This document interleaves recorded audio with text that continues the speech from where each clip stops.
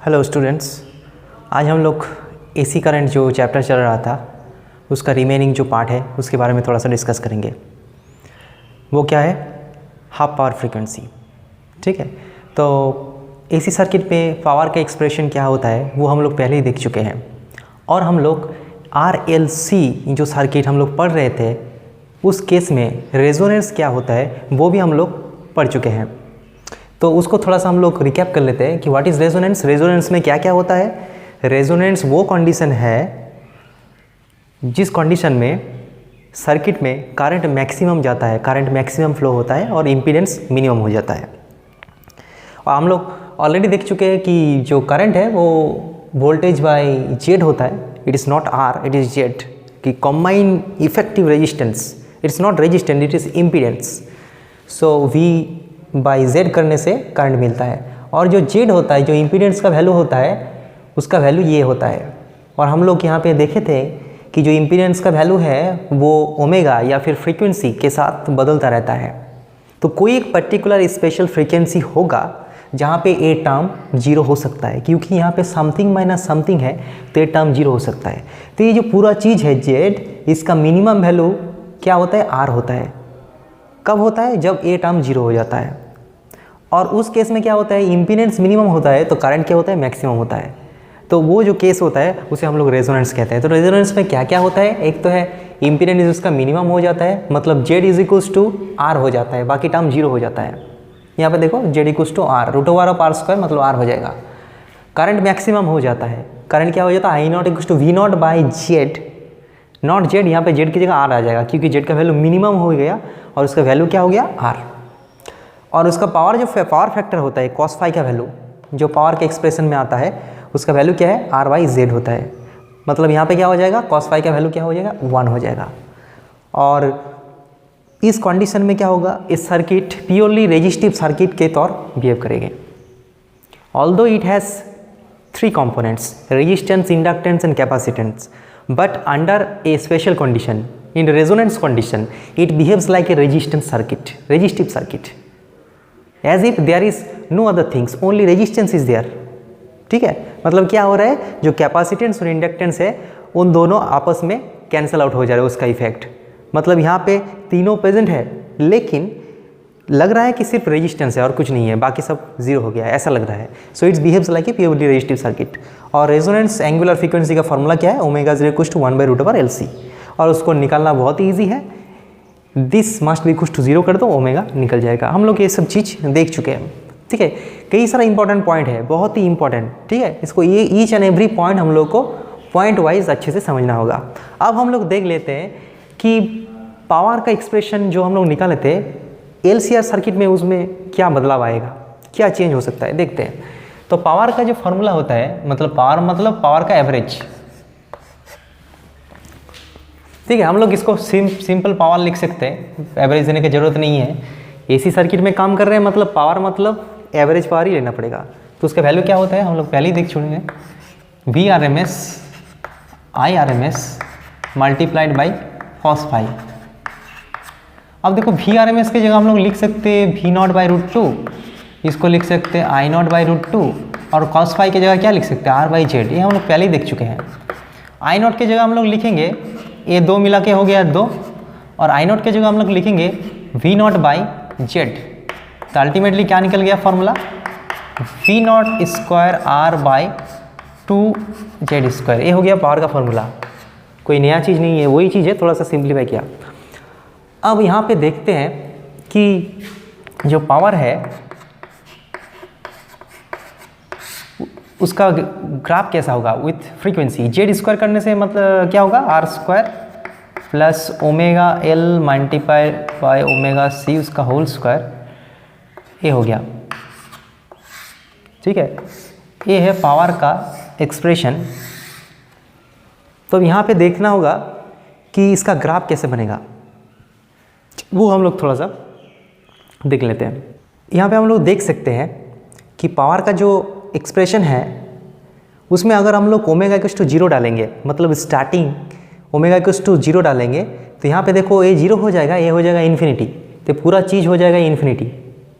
पूरा नीचे का चीज़ हो जाएगा इन्फिनिटी। इन्फिनिटी के साथ कोई भी चीज़ जोड़ो या फिर घटाओ वो इन्फिनिटी रहता है। समथिंग डिवाइडेड बाई इन्फिनिटी क्या हो जाएगा, जीरो। और ए इन्फिनिटी बैठाएंगे तो क्या होगा, ए जीरो हो जाएगा, लेकिन ए इन्फिनिटी हो जाएगा तो अल्टीमेटली ए भी इन्फिनिटी हो जाएगा और पावर हो जाएगा जीरो। मतलब ओमेगा जब zero, omega versus P graph कर रहे हैं तो जीरो में क्या होगा, पावर का वैल्यू जीरो होगा।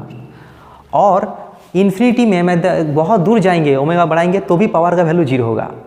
मतलब क्या होगा इसका ग्राफ, और बीच में क्या होगा, मैक्सिमम होगा, फिर जाके मिनिमम होगा। ठीक है, बीच में पीक वैल्यू मिलेगा। तो इसका ग्राफ कैसे होगा, इसका ग्राफ ऐसे होगा।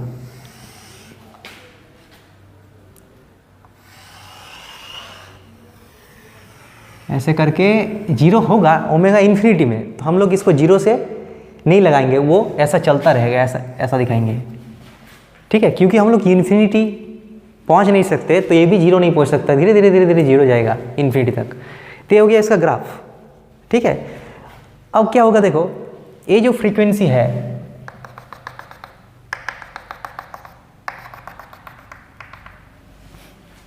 ये जो फ्रीक्वेंसी है ये क्या है, ओमेगा जीरो है, रेजोनेंट फ्रीक्वेंसी।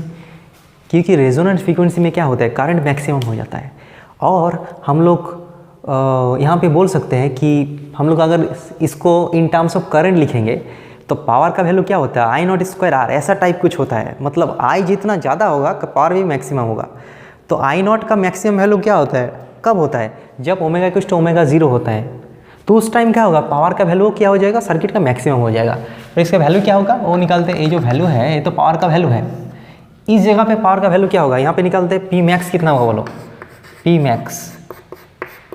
पी मैक्स तभी होगा जब ये टर्म जीरो हो जाएगा। रेजोनेंस कंडीशन में क्या होता है, ये नीचे का टर्म का ये पोर्शन वैनिश हो जाता है, तो बचेगा v not square are by two r square. तो अल्टीमेटली क्या होगा, v not square are by two r square, मतलब v not square by two are.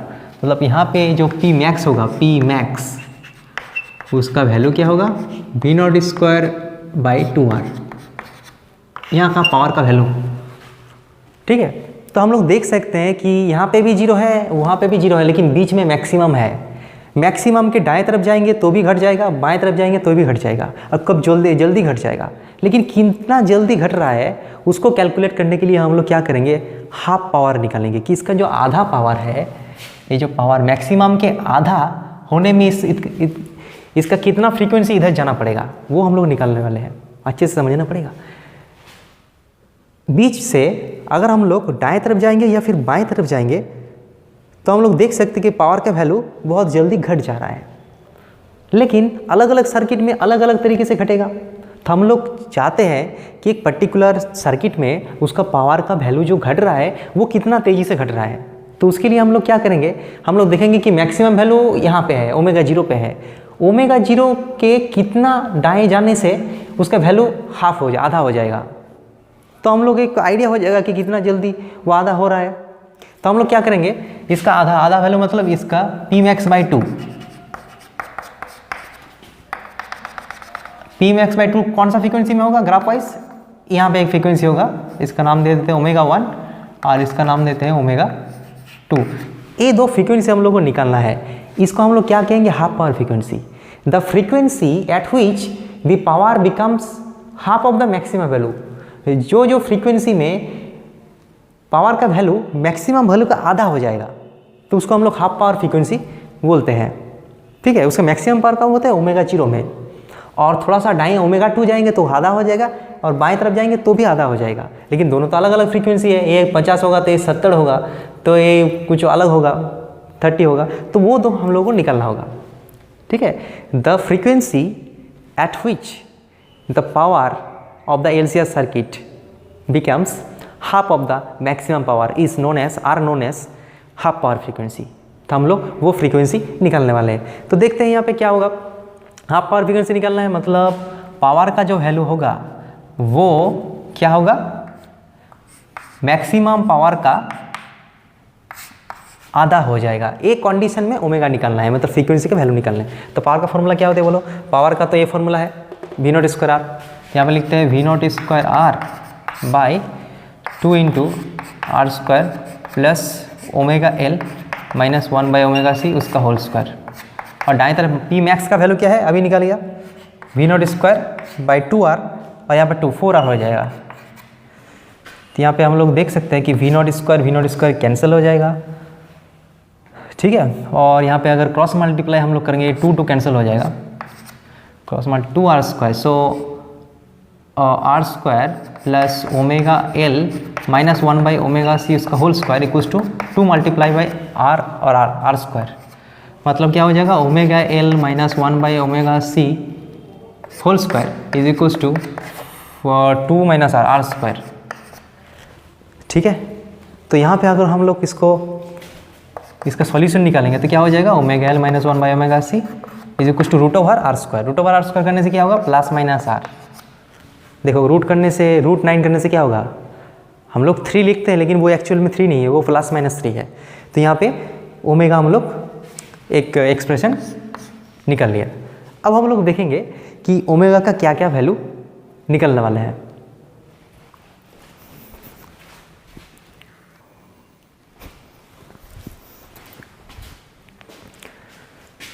तो omega L minus 1 by omega C equals to plus minus R, ये equation हम लोग को मिला।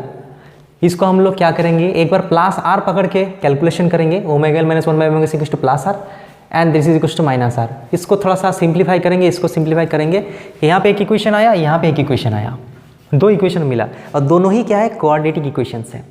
सीधे आचार्य रूल हम लोग लगाएंगे x square plus b x plus c, तो यहाँ पे 2 सोल्यूशन मिलेगा, यहाँ पे 2 सोल्यूशन मिलेगा, लेकिन हम लोगों को कितना चाहिए 2 सोल्यूशन, तो यहाँ पे 4 सोल्यूशन कैसे मिल रहा है, मतलब 2 सोल्यूशन पॉसिबल ही नहीं होगा। चलो देखते हैं क्या क्या सोल्यूशन निकलेगा। ओमेगा इक्वल्स टू क्या होगा बोलो, omega equals to minus b, मतलब ओमेगा सी आर, सिर्फ c r, minus c r so plus c r, plus minus under root b square मतलब c square r square, minus 4ac 4lc plus हो जाएगा minus A divided by 2a। इसको करेंगे तो क्या हो जाएगा, देखो अच्छे से देखो, इसको डिवाइड कर देंगे तो हो जाएगा r/12 प्लस माइनस ए जब अंदर जाएगा, देखो ए चीज़ जब रूट के अंदर जाएगा तो ए क्या होगा 4l स्क्वायर सी स्क्वायर अंदर जाएगा और यहाँ से डिवाइड लगेगा तो क्या हो जाएगा r square by 4l square C square cut जाएगा plus l square C square से हो जाएगा 2 by l square C square so L C ना 4 कट जाएगा 1 बाई एल सी होगा 1 बाई एल सी ऐसा होगा। ये होगा ओमेगा का 2 वैल्यू निकला और यहाँ पे ओमेगा का 2 वैल्यू निकलेगा, क्या होगा माइनस आर बाई, हम लोग डायरेक्ट कर रहे हैं थोड़ा सा, एक ही तरह के कैलकुलेशन है, are square by 4l square 4ac, तो यहाँ पर सेम होगा 1 बाई LC। तो यहाँ पे हम लोग देख सकते हैं कि यहाँ पे 2 वैल्यू है, प्लस माइनस मिल के 2 और यहाँ पे 2 4 वैल्यू है, लेकिन कौन हम लोग लेंगे। देखो यहाँ पे जो प्लस वैल्यू है वो वैलिड है, लेकिन माइनस वैल्यू वैलिड है क्या, r/12 मतलब मान ए क्या है, अच्छे से देखो r/12 मतलब x मान लो, इसे अगर हम लोग x मान लेंगे तो देखो क्या होगा x plus minus under root x square plus something, और यहाँ पे क्या है minus x plus minus under root x square plus something.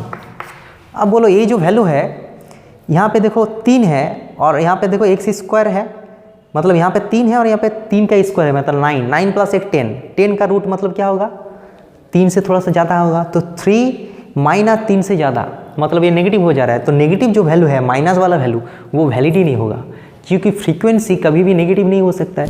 तो यहाँ पे पॉसिबल सॉल्यूशन एक ही होगा प्लस वाला साइन लेके, माइनस वाला साइन हम लोग नहीं लेंगे, उसे लेने से क्या हो जाता है वो नेगेटिव हो जाएगा, करके देखना।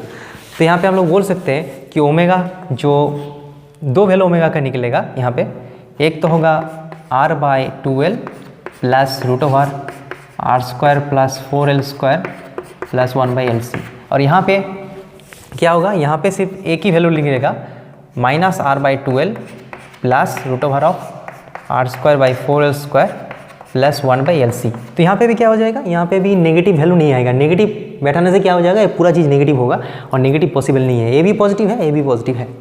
अब इन दोनों में से कौन ओमेगा 1 होगा कौन ओमेगा 2 होगा, आइडिया लगाना पड़ेगा। ओमेगा 2 क्या है, ज़्यादा है ओमेगा 1 से, तो दोनों में से बड़ा कौन है, ये बड़ा है, तो इसको हम लोग मान लेते हैं ओमेगा 2 और इसको मान लेते हैं omega 1।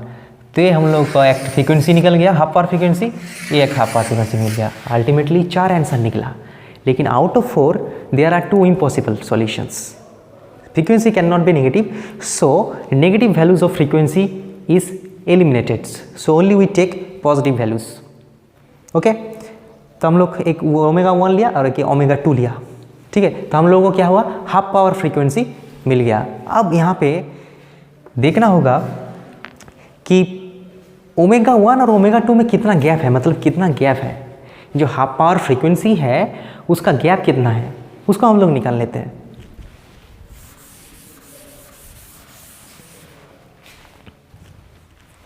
Delta omega, the difference of half power frequency क्या होगा, देखो ओमेगा 2 माइनस ओमेगा 1 करेंगे तो क्या होगा, ए माइनस करेंगे तो ये प्लस हो जाएगा, माइनस कट जाएगा, अल्टीमेटली क्या हो जाएगा r/12 प्लस r/12, तो क्या हो जाएगा r/l।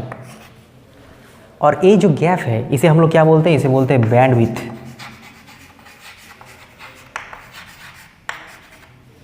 मतलब हाफ पावर फ्रीक्वेंसी जो है उसका जितना विड्थ है वो है बैंडविड्थ, उसका वैल्यू क्या है r/l।